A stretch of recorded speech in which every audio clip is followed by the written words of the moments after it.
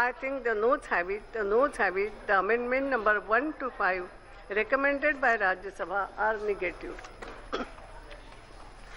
The minister may now move that the amendments recommended by Rajya Sabha in the Finance Bill 2007 as passed by Lok Sabha be rejected. Madam, I move that the amendments recommended by the Rajya Sabha to the bill as passed by the Lok Sabha be rejected. And with this, the budget for the financial year 2017 to 2018 was finally passed by Parliament. After its passage in the Lok Sabha, it was passed on for debate and discussion to the upper house. On Wednesday, the Rajya Sabha returned it to the Lok Sabha with 5 amendments. On Thursday, the lower house discussed them. FM sought quashing of all the amendments, which was done before the budget was approved. Jaitley even put forward a number of sound arguments to have the amendments repealed. If there is an economic offender, a hue and cry is being raised by some people that economic offender must be told what is the source, what is the content of the information.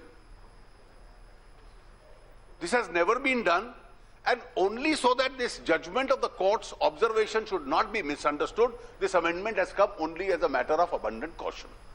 Rejecting opposition's objection to bonds being issued for donations to political parties, the finance minister said the new system would bring in transparency into the system. He even invited the opposition to present better options if they had any.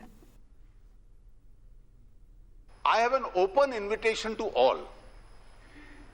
Please suggest me a better system which can ensure clean money and transparency which is to the extent possible.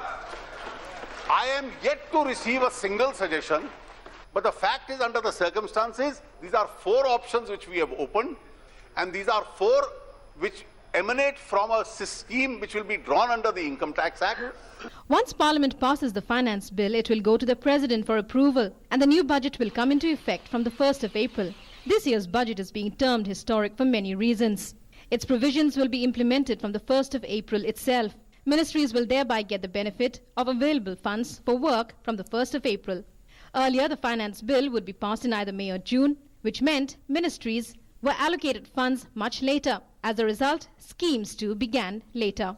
It was in order to speed up and streamline implementation of the budget that the government had discarded the earlier tradition of presenting the budget at the end of February and had tabled it on the 1st of that month itself this year. Also, the rail budget, instead of being presented separately, was presented as part of the general budget, putting an end to a 92-year-old tradition.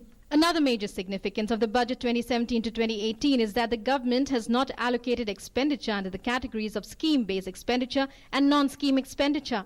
It has instead created categories of revenue expenditure and capital expenditure.